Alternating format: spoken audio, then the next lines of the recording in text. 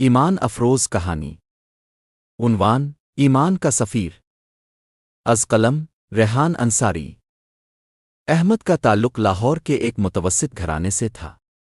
بظاہر وہ ایک عام سا نوجوان لگتا تھا، جدید لباس، انگریزی انداز اور دنیاوی گفتگو۔ محلے کے لوگ اسے ایک دنیادار لڑکا سمجھتے تھے، مگر اصل حقیقت یہ تھی کہ احمد کا دل قرآن کی محبت اور ایمان کی روشنی سے لبریز تھا۔ وہ راتوں کو جاگ کر تہجد میں روتا اور دن کو ہنستے مسکراتے لوگوں کے بیچ چھپے انداز میں دین کا پیغام پہنچاتا۔ اعلیٰ تعلیم کے لیے احمد امریکہ گیا۔ وہاں ایک بڑے اور مشہور کالج میں داخلہ لیا۔ کلاس میں بیٹھتے ہی اس نے محسوس کیا کہ گورے طلبہ دین سے ناواقف ہیں، زندگی کو محض آزادی، شراب اور تفریح میں دیکھتے ہیں۔ احمد نے ان سے دوستانہ تعلق بنایا، کھیلوں میں شریک ہوا، علمی مقابلوں میں جیتا تاکہ سب اس پر اعتماد کرنے لگے۔ پھر ایک دن لائبریری میں ایک امریکی لڑکے نے اس سے پوچھا، احمد، تم ہمیشہ خوش کیوں رہتے ہو؟ تمہاری آنکھوں میں سکون کہاں سے آتا ہے؟ احمد مسکرایا اور جواب دیا، یہ سکون میرے رب کی کتاب قرآن سے آتا ہے۔ یہ بات دل کو چھو گئی۔ احمد نے اسے قرآن کے چند انگریزی تراجم سنائے۔ بات آگے بڑھی، پھر لڑکا اسلام قبول کر گیا۔ یہ واقعہ کسی چنگاری کی طرح تھا۔ اگلے چند ہفتوں میں احمد کے گرد ایک حلقہ بن گیا۔ گوریاں اور گورے اس کے درس میں آتے، اسلام کے بارے میں سوال کرتے اور احمد اپنے سادہ مگر پرسر انداز میں جواب دیتا۔ اس کی گفتگو میں ایسی روحانی طاقت تھی کہ دل بدل جاتے۔ کئی طلباء نے کلمہ پڑھا اور مسلمان ہو گئے۔ اب اسلام اس کالج میں تیزی سے پھیل رہا تھا۔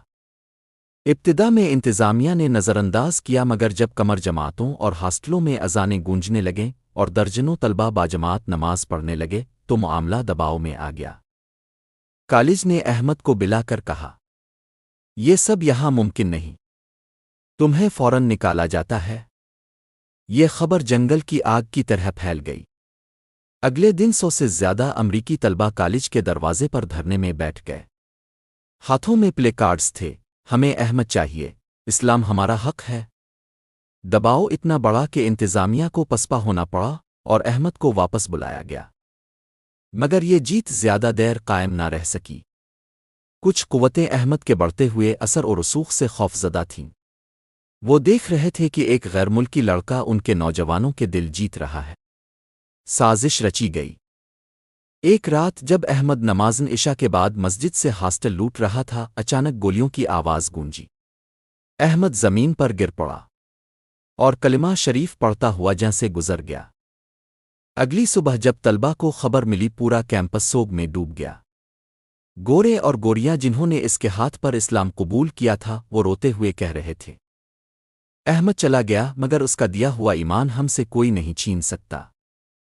دنیا کے اخباروں میں سرخیاں لگیں۔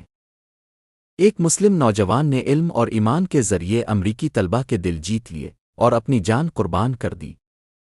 احمد کی قبر آج بھی وہاں موجود ہے، مگر اس کے ایمان کی خوشبو دلوں میں زندہ ہے۔